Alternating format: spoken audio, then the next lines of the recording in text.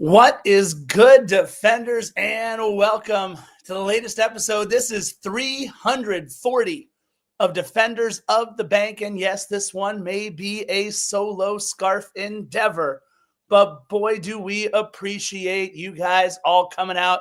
Oscar, Mario, Omar, everybody in the chat, everybody on Instagram as well. I'm going to do the best I can to navigate both of these chats. Just want to remind everybody to stay LA strong first and foremost. Look, it's kind of a cheesy way that Fanatics was doing their part to help celebrate or to help lift up those families in the Palisades and Altadena, everywhere affected by these awful fires. It has been the worst. Texas SoccerNet, I would love for Julio to come on here. That would be amazing. Mikey, I would love you guys. Philly's been super busy. There's a lot of stuff going on in the world of Philly right now. But just wanted to get an episode out there to talk about all the craziness that has been going on this offseason. I mean, my goodness, since we left, we did a full recap of everything that went on in December. January's been even crazier, as I know everybody who follows the black and gold knows. It has been an incredible offseason, preseason, and it's really only just beginning. Obviously, one of the things that we want to talk about are all the player movements in, and that's going to be the thing that we cover first. We're going to cover a few player movements out that we've confirmed for sure.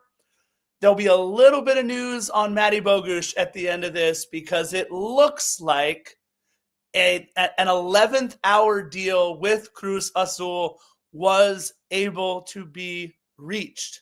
So it looks like the deal is back on. We're going to talk about everything that happened with Matty Bogusz in a little bit. We're going to talk a little bit about what's going on with Kike Oliveira. Not great signs from Kike Oliveira and his camp right now. That has been a brutal last couple of weeks or so. We're going to talk a little bit about what's going on with Carlos Vela from the words of John Thorrington himself. He's going to be the one to give us an update via a quote. I don't have John coming on. That would be great if we could have John come on. John, we know you listen to the show. We would love to have you on, of course. The only sporting director that our club has ever had. S10, I can't tell you how many times I've thought about Marky Mark and the Funky Bunch was almost the title for this episode, but we're going to wait until he actually plays a match before we really dive in to the Marky Mark and the Funky Bunch theme. We got a lot to talk about when it comes to Mark Delgado signing. We got a lot to talk about when it comes to potentially Yaya Boa signing for LAFC. And I don't know if y'all heard, but a small club by the name of Club America is coming to BMO Stadium February 11th. Can BMO Stadium hold the chaos that is going to be a Club America versus LAFC match? I have thoughts on that match. We'll talk about that in a little bit. I want to say, Alan, we'll talk about exactly what happened. It's not the first time that a player has gone from one club to the other. We've got Nico Hamalainen, who went both ways. He played with us first, of course. We've got the Snake, Raheem Edwards, who went both ways. He played with us first. And they got John McCarthy, who obviously played for both sides. He played with us first. Ante Razov, by the way, the longest tenured assistant coach on LAFC's bench, played with Galaxy before coming over to us. Also, by the way, played with Chivas USA, who Mark Delgado also played with before coming to us. But we'll get to all of that in just a little bit. Yes, we'll talk about the deal, the whole thing. We're ready to roll with all of that. As you guys know, every single episode starts with a couple of different things. First, I want to remind everybody that the Mo Facio Futsal Court fundraising effort is still underway. It's going to be built out in Cudahy, and we can't be more excited to get that court built, to get it funded, to get the long-term funding done for that court as well. So head on over. I believe the link is still lafc.com/Mo-Facio. If that link doesn't work, please let us know because we want to make sure that we get you guys the right link so that we can get that court funded and built. Obviously, our hearts go out to everybody affected by these wildfires throughout Southern California. There is so many different ways. There are so many different ways that you can do your part or be part of the solution, be part of the assistance, the relief effort, everything going on with the fires, with the wildfires in all the different places, unfortunately, right now throughout Southern California. Head on over to LAFC's page, and they've got a ton of different resources, ton of different places that you can put your time, your money, your talents, your efforts, whatever it is that you can right now towards everybody with the wildfires. We also want to remind everybody, hey, if you're not following us, YouTube, Instagram, Facebook at Defenders of the Bank with a C. And of course, on Twitter at Defend the Bank, or X at Defend the Bank. We'll see how long we have a platform still there on Twitter. We also love to start all of our episodes with my personal favorite, being the LAFC historian that I am. This day in LAFC history. Today is Thursday, January 23rd, 2025. And we actually do have a little bit of history on January 23rd. We had an intra-league loan, which was a rare thing back then. It happens a little bit more now, but not all that often. Brandon Craig being one of the players I can think of this happening to recently in the last couple of seasons. On the 23rd in 2018, as we were getting ready to play our first season in Major League Soccer, LAFC acquired Aaron Kovar on an intra-league loan from Seattle through the 2018 season. Of course, Aaron Kovar wouldn't play a huge role in LAFC's maiden voyage regular season, but he would score a goal against Borussia Dortmund in that international friendly that we played in 2018. He would score our only goal. Aaron Kovar, on loan from Seattle through the 2018 season, and a former friend, or still a friend, of the podcast. He was an early guest. We had a bunch of information on Aaron Kovar. So we absolutely love Aaron. Aaron, thank you so much. We know you listen. But if you're listening to this tomorrow, we want to say happy birthday to one of our owners and co-founders and the former CEO of YouTube, Chad Hurley. It's his birthday, one of LAFC's owners. But something else did happen on the 24th that same year in 2018, the day after we brought in Aaron Kovar. We brought in Steven Beitashour. That's right. It was beta time at LAFC. He was a free agent. We also brought in Luis Lopez, as a transfer from the Honduran Primera Division, from Real España in the Honduran First Division. Steven Beitashour, Lopez, and Aaron Kovar all coming in within 2 days of each other. Steven Beitashour, friend of the pod, friend in real life, an absolutely wonderful human. We love Steven Beitashour on this podcast. Kick a Ball Pod. I can't use one of the words that you said, but I agree with you. I am very sad that Matty Bogusz left, or is leaving. That's for sure. We will be talking about the news from Matty Bogusz at the end of the pod, because it sort of kind of just broke an hour ago. If a couple of the sites are to be believed, and I would say this, sit tight. It's not 100% confirmed yet, but there's a lot of smoke. And unfortunately, there might be something to what we're seeing there when it comes to Matty Bogusz. That is this day in LAFC history, folks. So it's time to get into the news and notes. And what we are going to do is go all the way back to January 5th. We're going to start there because the Cruz Azul news starts on January 5th, not with Matty Bogusz, but with the transfer of Omar Campos. Now, Omar Campos, 22-year-old, up-and-coming, super talented wingback, outside back for LAFC, gone to Cruz Azul, seemingly out of nowhere, but not really. Here's the deal with Omar Campos.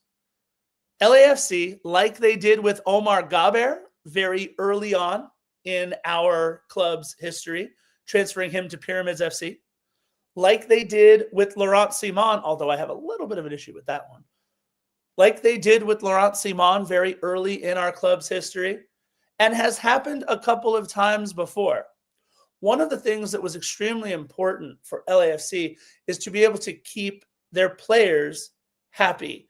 And it looked as if, I don't know if it was just his wife or if it was both of them together, but he's got a wife who is, I believe she is still pregnant. You'll have to confirm that for me. They both wanted to be closer to home. They wanted to be back in Mexico. And so what LAFC did was make the very difficult decision to transfer Cruz Azul, transfer Omar Campos to Cruz Azul. And it's not because there was a lucrative deal in place. It's not because he was even necessarily unhappy in Los Angeles, although I know it was a very big adjustment for the then 21, now 22-year-old to play for LAFC. But this was one of those moves where it was about keeping the player happy. We saw it with Omar Gaber when he came over from Egypt, played for us for a handful of matches, and then was transferred to Pyramids FC. And again, we saw it with Laurent Simon, and now we're seeing it again with Omar Campos. I can't think of anybody over the last couple of years where that may have been the case, but it's at least the third time that a player has indicated that there may be something better for their family that they would prefer. It just sucks that LAFC loses a player as talented as Omar Campos was and is. He is up and coming. I don't know. I think that the emergence of Sergi Palencia and the reliability of Ryan Hollingshead might have made it a little difficult for Omar Campos to get minutes, but we all watched Omar Campos play incredibly well towards the end of the season. I know it also didn't help, right, that Kike Oliveira was also suddenly thrust into kind of a wingback role for us in the playoffs, or maybe even more of another I got to put this comment up. I love you, Ben. Thank you. Maybe even another wingback role for LAFC. So maybe that might have pushed Omar Campos's role even in a little bit of a different new direction. He definitely didn't get the all the time, every game, 90 minutes a match minutes that he might have been hoping for. And certainly with Cruz Azul, I don't know that he gets that. He has already played in one match for Cruz Azul. I had those numbers up, but I don't know what happened. I don't know what happened to them, but let's see if I can find that one more time. But Omar Campos leaving us on January 5th, that was a big one, and it was a little out of the blue. It was a little out of the blue, if we're being honest, and a tough one. Again, super talented. Absolutely love the kid. Absolutely love the kid. He has been available for 2 matches right now for Cruz Azul, played 8 minutes in a draw against Atlas, and did not play in their 1-0 loss to FC Juarez on the 18th. So he's had a little bit of a run there, but we'll see. What's up, Ruben? The interesting part is, I think what has really become problematic for Major League Soccer supporters, not necessarily for LAFC supporters, but as a whole, if you're looking at Major League Soccer, yes, we brought back Brandon Vasquez from Liga MX, but let's talk about last year, losing a player like Cade Cowell. This year, Jesus Murillo, Omar Campos, and potentially Matty Bogusz, all just from LAFC. Losing these super talented players, it's not LAFC's fault. It's Major League Soccer's fault. Major League Soccer has a prohibitive salary system. Liga MX, for all the issues that they have with their finances, and Lord knows where some of the money is coming from, where some of the money is going, how some of these teams stay afloat, that's not all that important. When you're losing players to Liga MX because of your financial structure, think about that for a second. When MLS is losing players to Liga MX because of our financial structure, the league now of Lionel Messi and Luis Suarez and potentially Neymar to Chicago, absolutely blows me away that MLS is allowing this to happen. What I mean by that is, when is MLS going to wake up and open up the salary structure? When is MLS going to wake up and open up these designated player rules? Sure, there are going to be some teams that don't spend as much money as others. We're in the city of the Los Angeles Dodgers, the evil empire. They just signed Roki Sasaki and then for fun signed 2 other teams' closers in Tanner Scott and Kirby Yates. I mean, they're stackpiling contracts upon contracts upon contracts. You're telling me that in the city of champions, Los Angeles, you're telling me that we can't fix these salary rules? I'm sorry, but if the Chicago Fire or Sporting Kansas City or Montreal, Club de Foot Montreal, Montreal Impact, whatever we're calling them, if they don't want to spend their money, that's on them. Open up the books. Let some of these clubs spend. Let's make it happen. Let's make it happen. I think that if you're going to be playing in all these tournaments, as Ben is talking about, if you're going to be playing in all these tournaments, we're generating even more money. So it's less of an excuse. Sure, we're exposing these players to other clubs. But if you told me I was losing Omar Campos to a team in Belgium or a team in Spain or a team in Brazil or a team in any of the big 5 leagues, I know La Liga's in Spain. I get it. Yeah, that's one of the 5 leagues. I'm sorry. That's fine by me. That's fine by me. But losing them to Liga MX, a league that we are battling with for superiority in CONCACAF, superiority in North America, a league that we shouldn't be battling with if we can fix the financial situation. To me, that's a problem. And I think MLS needs to do something about that. Now, he's also in the pockets with Liga MX, with all these all-star games and all the Leagues Cup garbage that we're playing in. I think it's all ridiculous. No other leagues do this, but it is what it is, and it's what Don Garber feels like he has to do. I absolutely hate it. We should be able to pay players more, especially if we're going to play in all these tournaments, especially if we're going to have to go 17, 18, 19, 20 guys deep just over the course of a regular season, 34-game regular season, let alone LAFC playing in 53 and then 51 or 50 games in back-to-back seasons. MLS wasn't meant to play 50 to 53 games with this salary structure. But now you have a club like LAFC who's not just aspirational on the MLS side. We want to try to win all of these international tournaments as well. We've only been in CONCACAF Champions Cup twice. We've been runners-up twice. We're doing pretty damn well in those tournaments. So once you open up the roster regulation, once you open up this financial ridiculousness, can't wait. Can't wait until we finally figure that part out. So we lose Omar Campos to Cruz Azul for family reasons. It is what it is. I think he just wanted to go back to Mexico. Remember, let's talk about his season. It was a rough start. Obviously, the snow game kind of put Omar Campos back quite a bit. That was a rough match for him. It was a rough match for most of LAFC. Hugo Lloris's beard was frozen. David Martinez had no idea what the hell he was doing in the snow.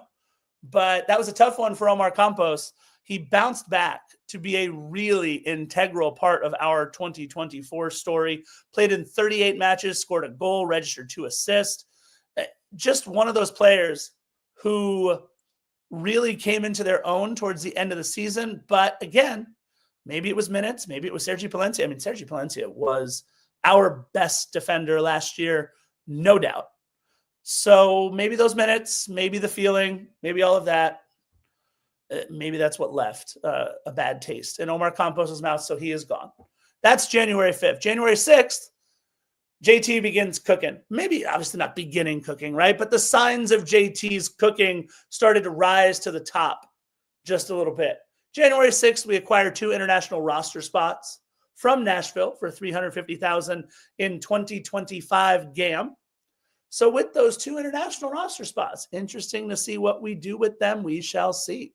Because losing Omar Campos opened up another international roster spot. So that's 3 in 2 days that we acquire. Want to give some props to my boy Luca Bombino, number 42. Luca Bombino and Brian Moyado of LAFC 2. Luca Bombino obviously now with a first-team contract. But Brian Moyado for LAFC 2. Both of them were called into the U.S. youth national teams under 20 camp on January 11th. And on January 12th, our boys return to the training grounds. That's right. January 12th, what is now just 11 days ago, we began preseason training, and everybody, including this guy right here, Scarf, was a little worried about our roster makeup. With Omar Campos leaving, with all the other players that we already saw leave in Kai Kamara and Jesus Murillo and Ilie Sanchez and Edward Atuesta, with all these players leaving, all of a sudden, our roster looked a little thin. Well, on January 13th, we began to fill the roster back out. And this kid, I am super excited. I am super excited to have Odin Thiago Holm in black and gold for at least a year. Who knows how long he's going to stay? Odin Thiago Holm. I picked up a card of Odin. The lighting is terrible. I apologize. But there's Odin. Odin Thiago Holm. Odin Thiago Holm is 21 years old. Odin Thiago Holm is going to be a lot of fun to watch in the midfield. 5'9" midfielder, 21 years old, born in Norway. We got him from Scottish giant Celtic, and I can't wait. He started in Norway, turned pro at 15 years old, was playing in the first division there since he was 16 years old. And I think this kid is going to be really, really good. He got some run with Celtic. He played in 2 Champions League games. He played against Feyenoord. I know that for sure. And was it Atletico Madrid? I think it was Feyenoord and Atletico Madrid. Didn't have a great showing in Champions League. And so maybe they soured on him just a little bit at Celtic. Maybe this is one of those buy low, sell high kind of things. But this is a kid who, if Celtic is just loaning them to us for a year, there's got to be expectations of playing time. You're not going to loan a kid out for a year to a club who's not going to play him. So I think it's Ben, it's the best I can do. I have no beard. I'm being made fun of with my beard. This is it. It's the Andrew Luck neck beard that just doesn't ever fill in. This is 2 or 3 weeks. I don't know how gray it looks, but it's gray. There's things, I don't know. But either way, Odin Thiago Holm, he has played on Norway's U15s, U16s, U17s, U18s, U20s, and U21s. Ben is not a nice human, but I love you so much. He has played all the way up through their youth national team system, still waiting to get that first call up to the senior team. But Richard, we're not done yet. Don't worry. We're not done yet. Thank you. Yeah, this shirt. Woo. So I really like Odin Thiago Holm. Super pacey. A lot of fun to watch with the ball. And again, I've just watched the same YouTube clips that you have. I haven't gone and scouted the young lad. I don't know. But let me give you a quote from John Thorrington. John Thorrington about Odin Thiago Holm says he is supremely talented, technically gifted, and versatile, and can play any position in the midfield. Sounds a little bit like Matty Bogusz, just a little bit. I'm not saying this kid's going to be Matty Bogusz. I'm just saying, sounds a little bit like a do-everything midfielder, and we could totally use a Swiss Army knife there in the midfield.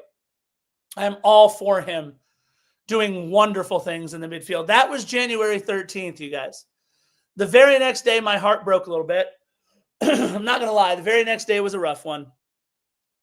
The original LAFC player, the OG himself, Eric Duenas, who's still not half my age, by the way. Eric Duenas signing with the Houston Dynamo on January 14th. The kid has been with us since day one in the academy with the U12s, in the stands with the 32-52. He's so many things for this club. He represented the pathway from the academy, all the way through to the pros and playing significant minutes in situations for us. He was the embodiment of that. Yes, we still have Nathan Ordaz. And yes, I think great things are going to come from Jude Terry, the kid who we signed this year.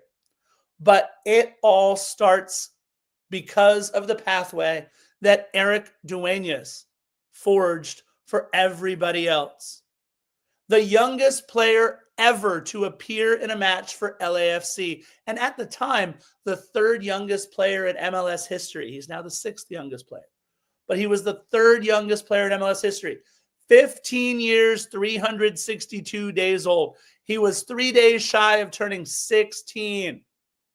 I was working for the city of Los Angeles, making $5.71 an hour. $5.71 an hour at 16. $5.71 when I turned 16. Eric Duenas was a professional soccer player playing against the Vancouver Whitecaps at 15 years, 362 days old. He was part of the first three homegrown signings, of course, with Christian Torres and Tony Leone. But he was the first one to make an impact. He was the first one to do so many things for us. The first former academy player, the first homegrown player to play for LAFC. Yes, Christian Torres scored a goal. Tony Leone never did anything for us, unfortunately.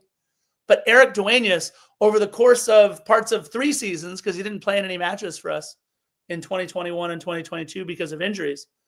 But in 2020, 2023, and 2024, the kid played in 48 matches for LAFC. He saw minutes in 4 CONCACAF Champions League matches. He made 8 starts in 2023, 4 starts in 2024, and my boy played all 120 minutes in the Eldon and the Kids victory over Monterey Bay FC in the Open Cup in 2023, one of my favorite matches in club history. He played all 120 minutes. So Nathan Ordaz, Jude Terry, any of these other kids that come through all the way from the academy to the pitch at BMO to play all these big moments for us, it's all about Eric Duenas forging that pathway, forging that pipeline.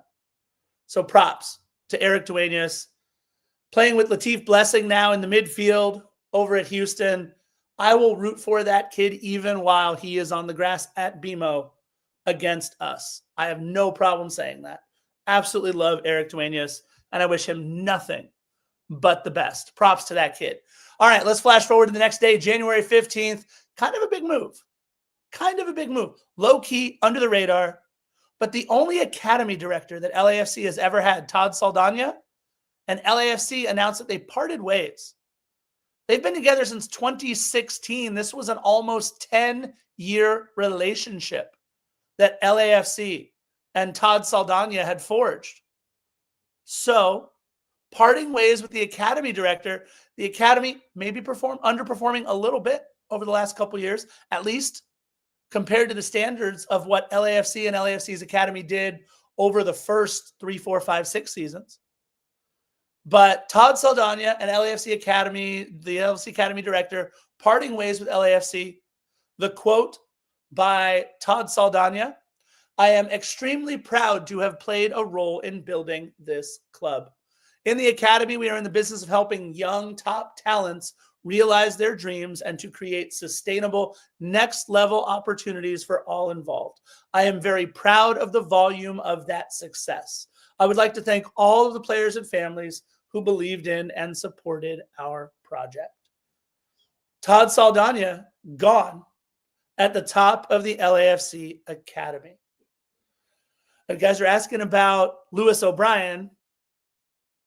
We're going to touch on Lewis O'Brien for just a quick second here. I'm gonna zig because the chat is forcing me to zag right now. Lewis O'Brien has not been part of LAFC, unfortunately, since his loan expired at the end of our season. He has been at Nottingham Forest for the last little bit. I don't believe he's, let me double check. I don't believe he's played in any matches, but I'm going to double check this for y'all right here live. This is what we do, you guys.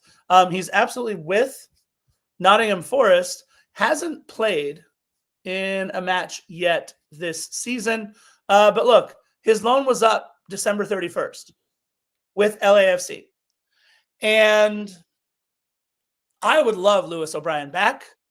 I think we've been signing a bunch of midfielders to kind of soften the blow of losing a player like Lewis O'Brien, but also, oh, by the way, losing players like Edward Atuesta, losing players like Matty Bogusz, losing players like Ilie Sanchez. We are redoing our midfield on the fly. I think that the club said they were still in talks with Lewis O'Brien, and we're hoping that Lewis O'Brien certainly comes back, but I have not heard anything about it. Guys, just 4 days ago, LAFC released their preseason schedule, and the first match was the same day they released their preseason schedule. Calgary FC, you guys, we finally play a Canadian Premier League team, my favorite league in all the world. We finally play a Canadian Premier League team, and I don't get to see them play. It's a closed-doored match. Nobody got to see this match. I'm devastated that we really have no idea. Cavalry, by the way, or Cavalry, excuse me, Cavalry FC. I keep saying Calvary. Cavalry FC also playing Columbus Crew tomorrow in a match. They're playing Pumas twice in the CONCACAF Champions League. They are they have a spot in the CONCACAF Champions League, Calgary FC. I'm so bummed that we couldn't see Cavalry, easy for me to say, Cavalry FC. Oh my goodness, it's a hot mess. Cavalry FC against LAFC. I would have absolutely loved to have seen it. It's just disappointing, you guys. Disappointing. We finally play a Canadian Premier League team. I know that I think they had a penalty shot. I don't even know anymore. I was trying to follow along, see if anything at all happened online. They're training with LAFC for a little bit too. They posted a picture.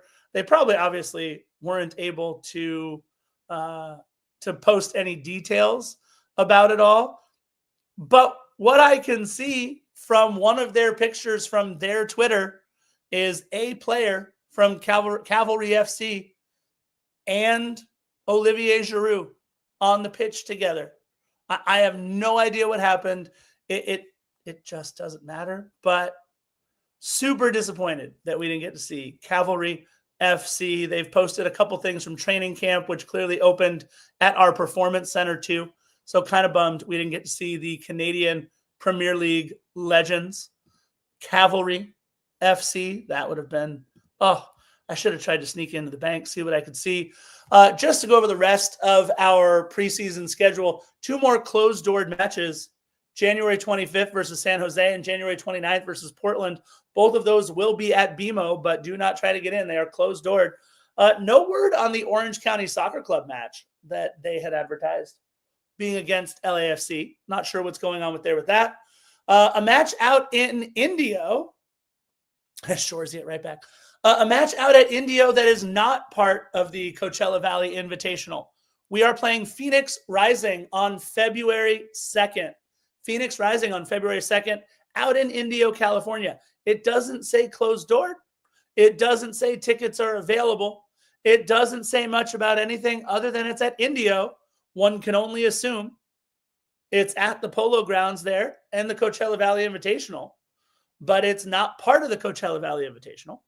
We are playing our one preseason match that we might be able to go to on February 5th against the Chicago Fire as part of the Coachella Valley Invitational. I believe the match is at like 1:30 in the afternoon. So if you can take off in the middle of the week at 1:30 to go see Chicago Fire on February 5th, have a great time. Kellen Acosta will be there, hopefully. We can run into our old pal Kellen. There is, of course, the other preseason match that they announced just today, where tickets are absolutely full price. If you're an LAFC season ticket holder, guess what? You've already got the preseason email. you've already got the preseason email. Tickets for the Club America match they're on sale right now. And here's the thing I know for sure. And maybe I'll catch some heat for this comment. Maybe I will. I don't know, but I'm going to say it. What we all know to be true is that right now in Los Angeles, in Southern California, there are more Club America fans than LAFC fans potentially. I don't know who wants to hear that or who doesn't want to hear that out there. But Liga MX and Club America, 16-time, I think, champion, Club America. There are a lot of Club America fans in Los Angeles and in the Los Angeles area. It's going to be real interesting with LAFC charging full price for these tickets. And I mean full price for these tickets. How many of these tickets are bought by LAFC supporters? And how many of these tickets are bought by Club America supporters? Club America supporters who will be able to check off the list of watching their club in yet another stadium around the world. I mean, we've got plenty of LAFC supporters in the chat right now, here on Defenders, in the chat on Instagram, in the chat on YouTube, in the chat everywhere that you're taking in episode 340 of Defenders of the Bank. Plenty of our own supporters who are saying, yeah, I'm going to the match, but I'll be in my Club America gear. I don't know if this is the best idea that LAFC has ever had, but I anticipate that it is going to be a very pro Club America crowd in our building at BMO. I don't want it to be that way. I still think the 3252 is going to show up and show out the way that they always do. But I think what we're dealing with is the simple fact that a lot of our supporters have been Club America supporters for a lot longer than they've been LAFC supporters. So, look, all for it. And as Lechero says there in the chat, as long as they don't wear it in the North End, they're good, right? I mean, that's the breaks for LAFC. That's the breaks. But I can tell you, that it's very possible that everywhere else in the stadium, the South End, the West End, the East End, there are going to be a lot of Club America fans. But we'll at least have 3,252 LAFC supporters, the choir, the chorus of the angels, the voices of the black and gold themselves, the 3252. It looks like Mikey says in the chat, I will not be boarding the Brian Rodriguez train. Thank you for asking. I will be excited to see Brian back at BMO, but I'll be shocked if he scores any goals there because, he barely did it for us. But that being said, the entire South End is likely dedicated to Club America supporters, and that's going to be really interesting. It's going to be I don't know. It's going to be fun. Hopefully I'll be able to go as press because I don't want to pay $200-something per Founders Club ticket. I don't want to do it. So we'll see. So that was a big one. All right, let's talk about the big signings because honestly, over the last couple of days, it has been 1, 2, 3 right after the other. On January 21st, Igor Jesus is black and gold. Igor Jesus, absolutely love Igor Jesus. They acquired him from Portuguese First Division club Estrela de Amadora. His contract runs through 2028, and he is a U22 initiative signing. 5'10" tall, 21 years old, from Brazil. He began his career for Brazilian club Flamengo. 32 matches, mostly in his teens. This kid played for one of the biggest clubs in Brazil, Flamengo. He then moved to Estrela de Amadora, where he played 15 matches for them already this season. His last match with them was January 5th. He should be pretty fit. Hell, he's 21. He should be pretty fit no matter what. But this kid is going to be fun. Can't wait to watch him play. He won gold with Brazil's U20 side at the 2023 Pan American Games. He plays a ton, and he plays in a position of absolute need. He plays as a 6, as a true 6. Here's John Thorrington's quote. He is a player with a different profile. He's a 6, a pivot player in the midfield. I think it's going to be a lot of fun. I'm not so sure how much run he's going to get initially with players like Timothy Tillman still there. But Ilya Sanchez is gone as a 6. Maybe we give it to the 21-year-old. I don't know. But it's a fun lineup to field when you got this Odin Thiago Holm kid who's under 21 right now. You have Igor Jesus who's under 21. You've got David Martinez who's super young. It's going to be a lot of fun watching these kids play. Igor Jesus, black and gold, acquired on January 21st. I love the move. Through 2028, that means we are going to look to develop this kid and play this kid. But all right, folks, we got to talk about a big one. We have to talk about a potentially mind-melting signing by John Thorrington and company. Because Mark Delgado, the very same Marky Delgado that played for Chivas USA early on in his career and for Carson for the last 3 seasons, Mark Delgado becomes the first player to go from playing for Carson to potentially, because I'm saying potentially because he hasn't played for us yet, playing for LAFC. We've had, like I said, we've had 3 players go the other way. Nico Hamalainen, 3 umlauts. My favorite nickname that I've ever given a player on here before. 3 umlauts, Nico Hamalainen. Raheem the Snake Edwards and John McCarthy have all gone from LAFC to Carson. And none of those, by the way, I don't think were deals. I think they were all free agents. Okay? But $200,000 in GAM for 2025, $200,000 in GAM for 2026 for Mark Delgado to probably move into a starting midfielder role for LAFC. And I can tell you this, looking on social media, looking in our chat right now, there are a lot of people, a lot of supporters from LAFC. Dexter just joined on Instagram. Dexter, I miss you, buddy. I love you. It's going to be really interesting to see how or if the LAFC faithful embrace Mark Delgado. Now, I want to remind some people, Ante Razov, who coaches on our bench and who has been a massive part of what we do for our first 7 seasons, he played 11 matches for Carson in 96 and 97. He also played for Chivas USA. Mark Delgado also played for Chivas USA and obviously played a big role in everything for the last couple of seasons for Carson.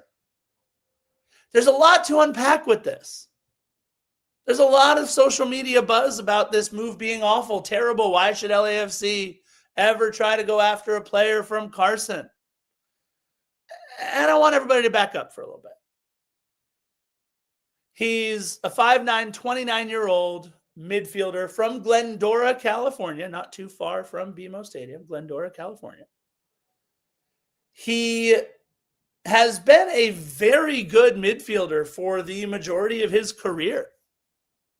The guy has played 369 matches, giggity, in Major League Soccer or for Major League Soccer clubs.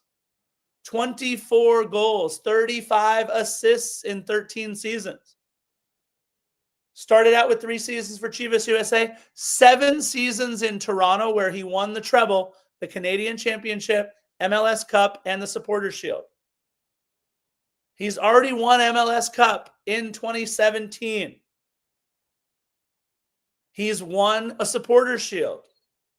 And he won MLS Cup, obviously, last year for Carson. And he played big minutes and big roles doing it. He's been pretty healthy his entire career.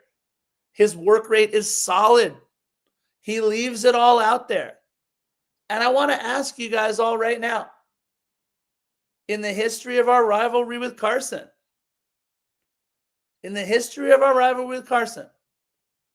Wouldn't you take Gabriel Peck if you could right now? Wouldn't you have taken Zlatan for a season or two after he played for Carson?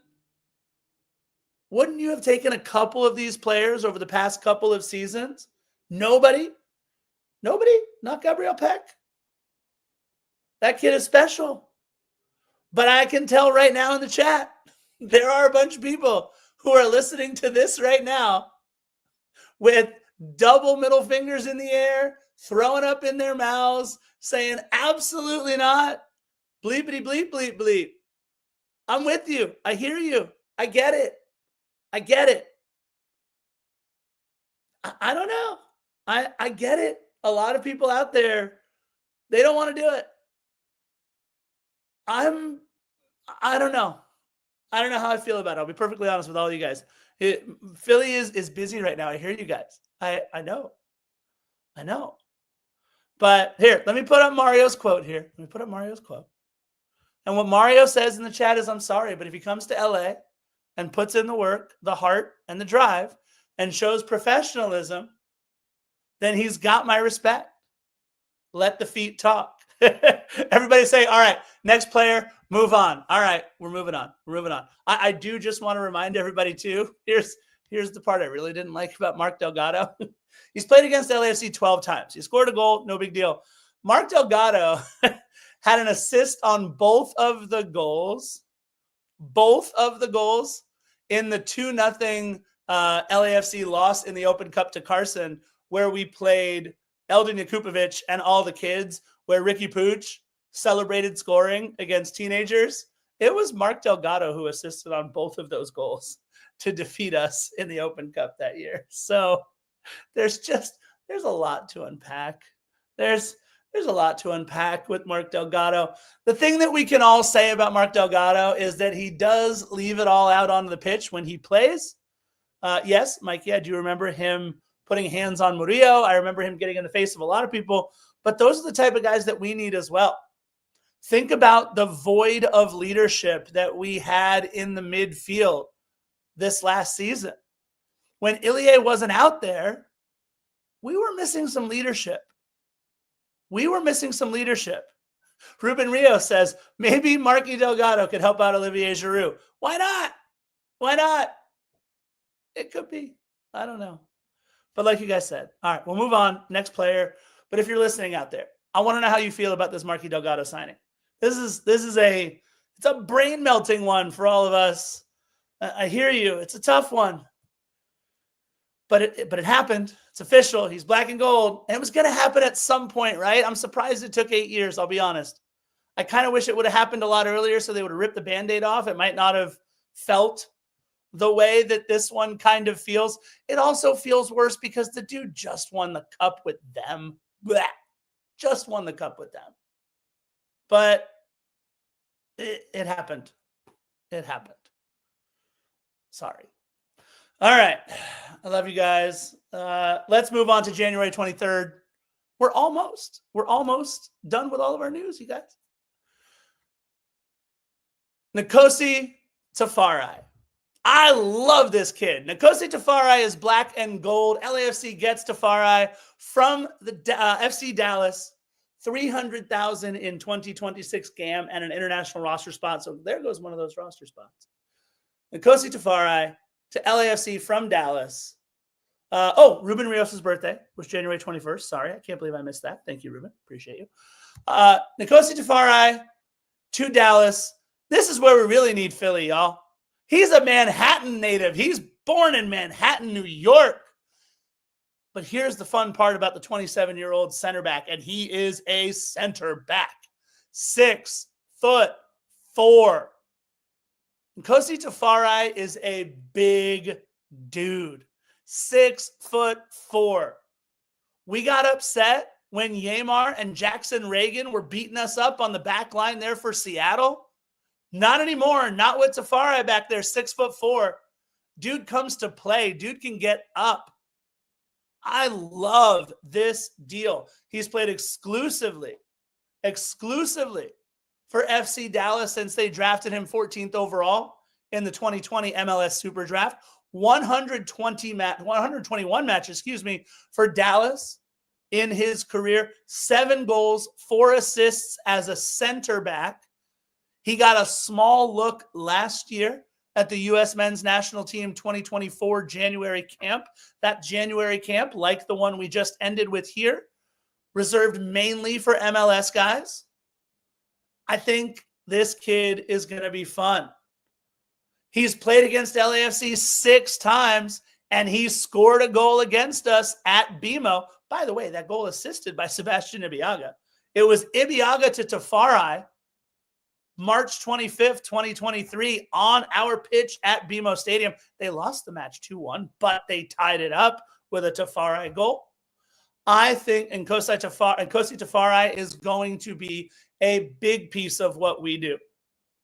He gives us some aerial supremacy, and he gives us a little bit of a break there at center back. Aaron Long can't play every single match. Maxime Chanot, a little bit older.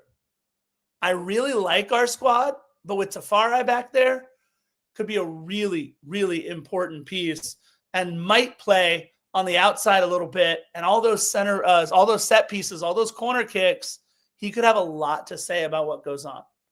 And like we said, also announced today was that match against Club America. The match against Club America, by the way, again, season ticket holders, check your email.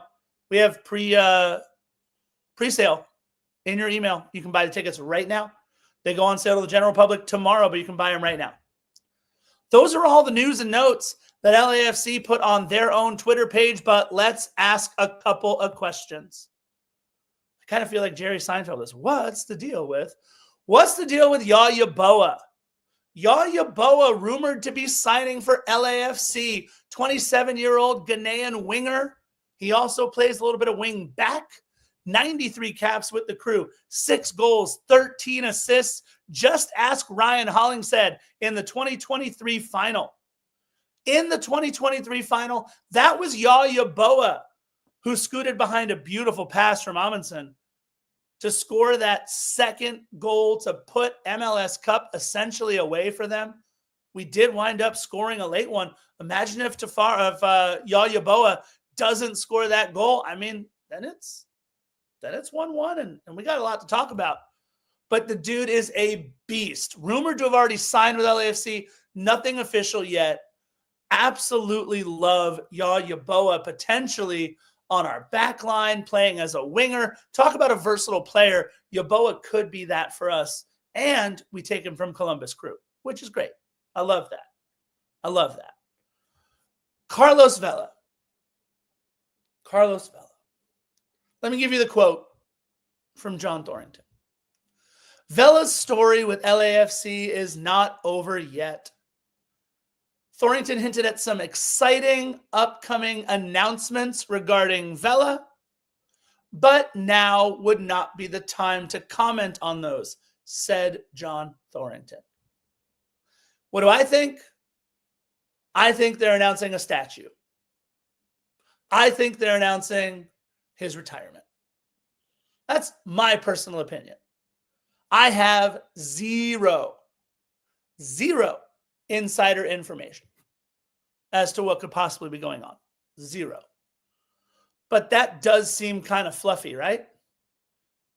Exciting upcoming announcements, plural, not an exciting upcoming announcement. I don't know.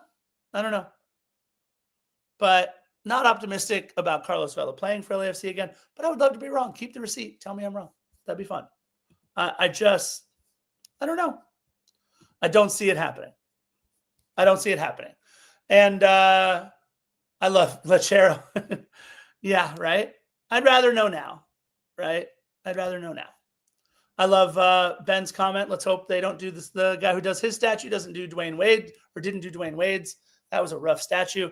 Where would I want his statue to be? I mean, look, I think the only fair place is for it to be facing out on Figueroa, right as you walk into the north end from the entrance right off Figueroa. I think that would be great.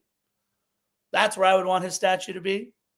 I would want it. I know the pose that I would want is the pose that's featured on his 2020 Topps photo variation baseball card with his hands kind of up like this.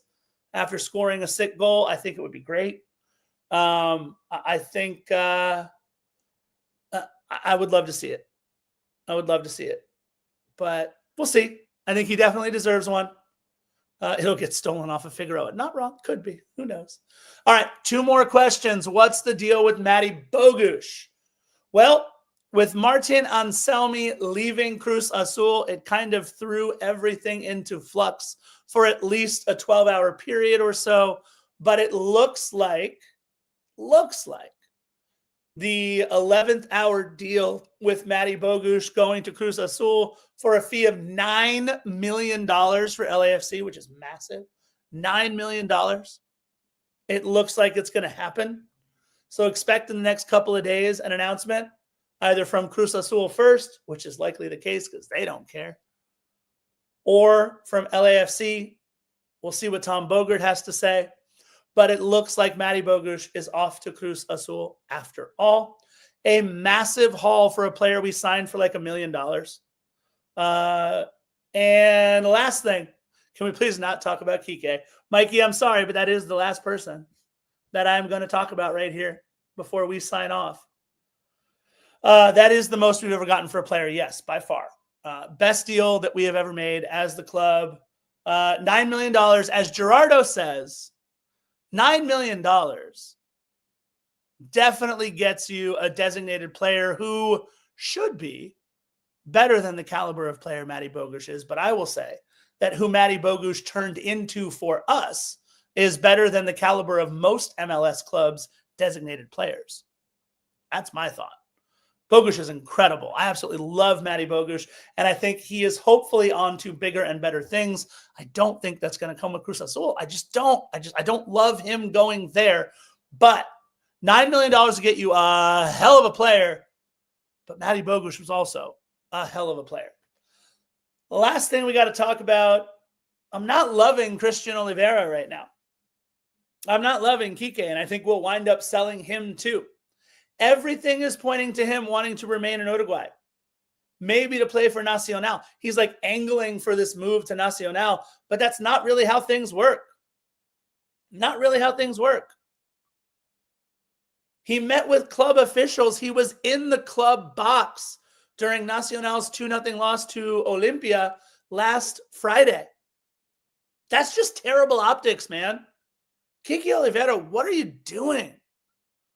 Why are you burning a bridge like that? Why are you trying? Why are you trying? I just don't get it. Last year, it was reported that LAFC may have scuttled a deal to move him to Toluca for $8 million, though nothing was really confirmed with him going to Toluca. But, man, this is not how to do it, Kike Oliveira. This is not how to show another club that you want to be a part of it. This is not how to show LAFC that you want them to do what's best for you. I mean, if Abu Dhabi FC has a club, ship him off there with Nurmal for all I care. I'm done with the way that Kike Oliveira is acting. I get it, and we need to do whatever we can to get him out of here because his attitude is terrible. But I just don't like this. Is a terrible taste in the end of the time that Kike Oliveira is in with the black and gold. I just hate it. I hate it. He's not going to play for LAFC 2. He's not going to stay here. He's got to go somewhere. But, God, I hope it's, I don't know, Siberia FC or Abu Dhabi FC to hang out with Nurmal or whatever. I just really bummed with Kike Oliveira with all of this. Really bummed. All right, y'all. That's all the news and notes since we last talked, and there is likely more coming, according to John Thorrington. Likely more coming, according to John Thorrington. William Diggs here says Vela is back. I don't know. I would love for Vela to be back, but you just heard my thoughts. Send him to Cavalry FC. You're absolutely right, Ben. We can ship him to Cavalry FC. He can play in the Canadian Premier League, my favorite league in the entire world. You guys, this was an incredible evening. You had to put up with me talking for like an hour. I love you guys. You had to put up with me talking for like an hour. That's way too much.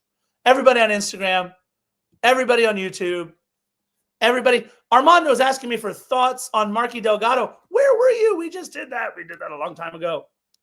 Look back in the episode. I got you. But look back in the episode.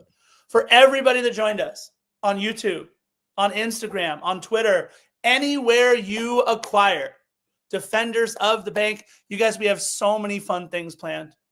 So many fun things planned, you guys. I want to do a new fun segment. I haven't talked about it with Philly yet. We're going to do a fun new segment this year at the stadium with food. It's going to be a lot of fun. Can't wait to see all you guys back at BMO. Maybe I'll see a lot of you guys February 5th out at the Coachella Valley Invitational. Maybe we'll see you guys February 11th for, it's going to be fun, for the Club America versus LAFC. I love you guys. Absolutely appreciate all the support. Ben, I might be seeing you Sunday. Love you, buddy. And again, on behalf of Philly, who unfortunately couldn't be here, huge thank you to the millions and millions. We love your support. We're going to be here all season. It's going to be a lot of fun, you guys. And we're just scratching the surface on all the stuff that we've got since it's putting that comment up. All the fun stuff that we've got in store for you for 2025. I'll let Philly, when he rewatches this back, look at that comment. Genuine Cougar, appreciate you. I love you guys. It's going to be a lot of fun covering LAFC this season for season number 8 of Defenders of the Bank and of LAFC. And you guys know how we like to end every single one of these episodes. Bye-bye.